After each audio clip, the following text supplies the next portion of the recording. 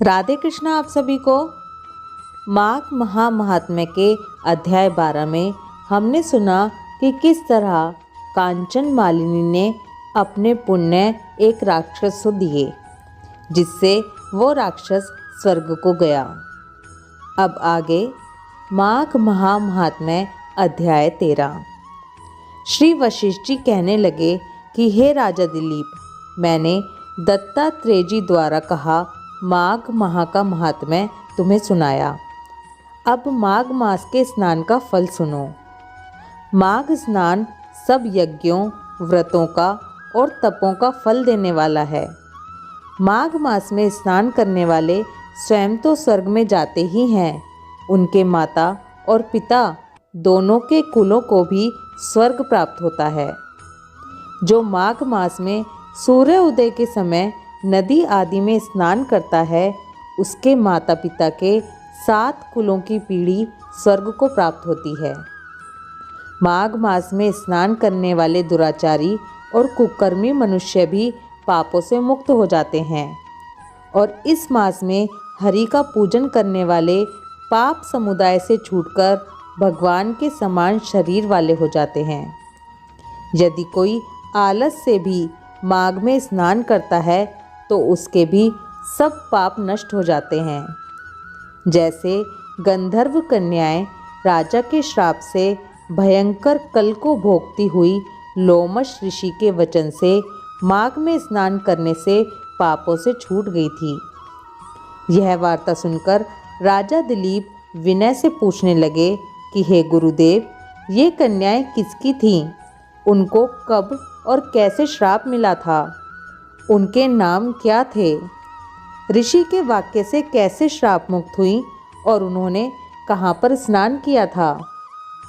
आप विस्तार पूर्वक उनकी कथा मुझसे कहिए।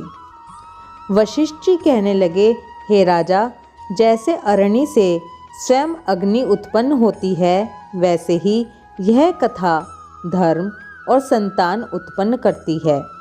जो कोई प्रेम और भाव से इस कथा को सुनता है, वो अवश्य ही भगवान का प्यारा होता है।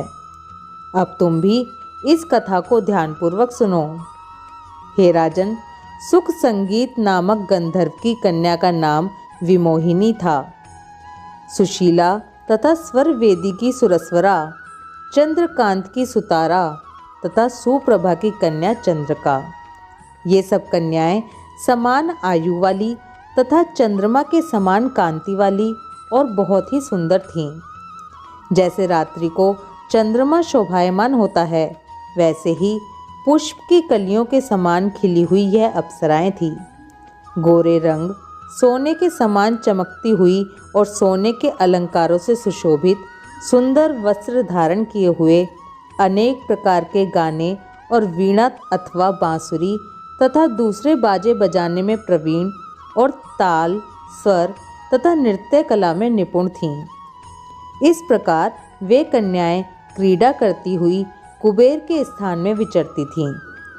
एक समय माघ मास में एक वन में विचरती हुई ये सभी कन्याएं मंदिर के पुष्प तोड़कर सरोवर पर गौरी पूजा के लिए गईं। स्वच्छ जल के सरोवर में स्नान करके वस्त्र धारण कर मौन हो बालू मिट्टी की गौरी बनाकर चंदन, कपूर, कुमकुम और सुंदर कपड़ों से पूजन करके ये कन्याएं ताल नृत्य करने लगीं। फिर ऊंचे गांधार स्वर में सुंदर गीत गाने लगीं। जब ये कन्याएं नाचने और गाने में लीन थी तो उस समय अच्छोद नामक उत्तम तीर्थ में वेद निधि नाम के मुनि के पुत्र अग्निप ऋषि स्नान को गए। यह युवा ऋषि सुंदर मुख, कमल समान नयन, विशाल छाती, सुंदर भुजाओं वाला दूसरे कामदेव के समान था। शिखा सहित दंड लिए, मृग चर्म ओढ़े, यज्ञोपवीत धारण किए हुए था। उसको देखकर सभी कन्याएं मुग्ध हो गईं और उसका रूप व यौवन देखकर कामदेव से पीड़ित हो देखो देखो ऐसा कहती हुई उस ब्राह्मण के चित्त में कामदेव का डर उत्पन्न करने लगीं और आपस में विचार करने लगी कि यह कौन है।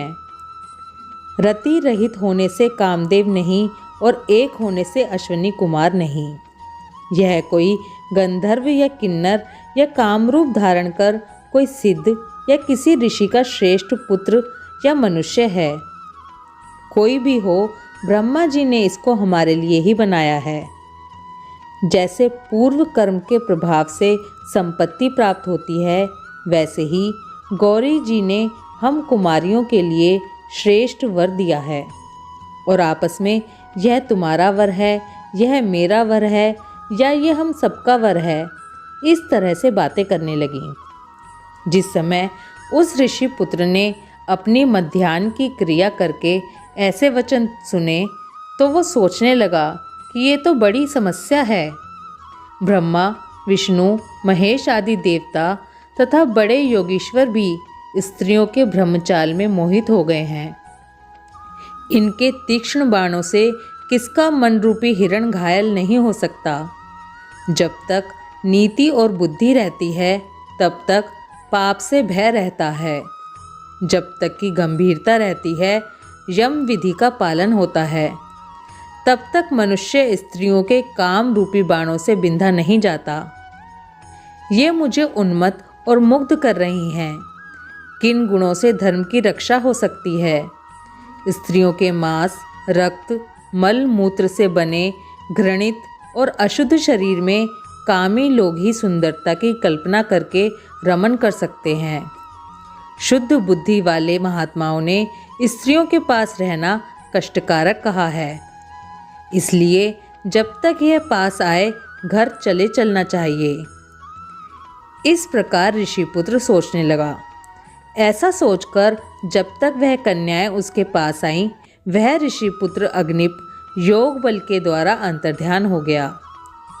ऋषिपुत्र के ऐसे अद्भुत कर्म देखकर वह सभी चकित होकर डरी हुई चारों ओर देखने लगी और आपस में कहने लगी कि ये क्या इंद्रजाल था जो देखते देखते विलीन हो गया।